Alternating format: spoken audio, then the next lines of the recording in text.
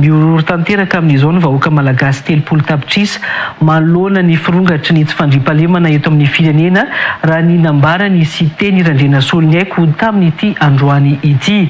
Miaina ao anatiny tsy fandriam-pahalemana amin'ny karazany maro mantsy amin'izao ny vahoaka malagasy raha ny nambarany sy teny Randrena Solonyaiko hatrany.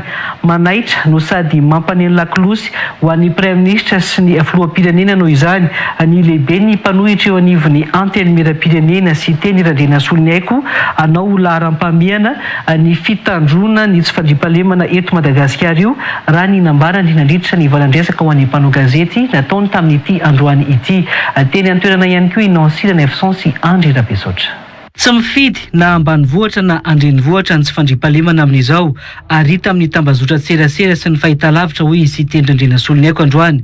Misy karazany avokoa ireo karazana tsy fandriam-pahalemana ireo raha ny nambarany. Betsaka mihitsiny ny omby very, betsaka ny olona maty any amin'ny rural tiako tenenina io betsaka ny maso angalarin'olona ary misy koa ny kidnapping any ambanivohitra. Niondrika ampanajana teo anatrehan'ireo lavo vokatra ny tsy fandriam-pahalemana io ny lehiben'ny mpanohitra eo anivon'ny anteny miram-pirenena androany raha ny nambarany. Raha tsy resaka koa tsika aty andrenivohitra misy reny fampitifirana reny ary azoko lazaina hoe zavatsy de mbola nisy teto amin'ny firenena hoe zany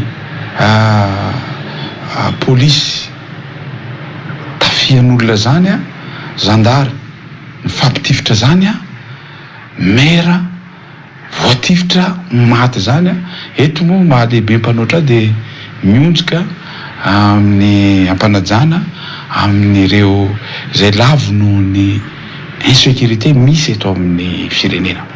Miteraka tsy fandriam-pahalemana ihany koa aza hatramin'ny faharatsian'ny lalana eto amin'ny firenena fa tsy voatery ho fanafiana mivantana ihany hoe sy teny Randrena Solonyaiko. Voakasika amin'izany avokoa hatramin'ireo mpitatitra izay voatafika amin'ny lalam-pirenena raha nomariany.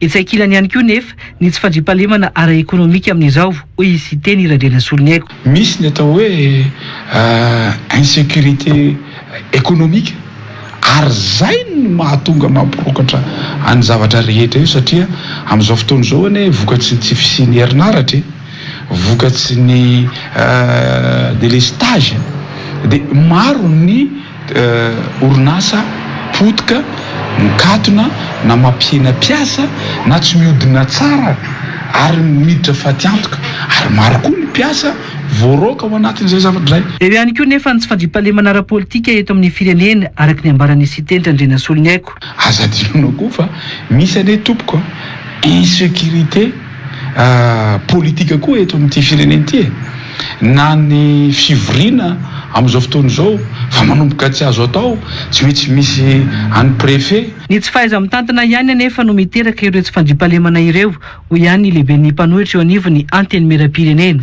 Ny vokatsy n'io tompoko dia tsy fahaiza mitantana zany no vokatsy ny insécurité io. Nanao fanairana manoloana firongatry ny tsy fandriam-pahalemana io noho izany ny lehiben'ny mpanohitra eo anivon'ny anteny miram-pirenena.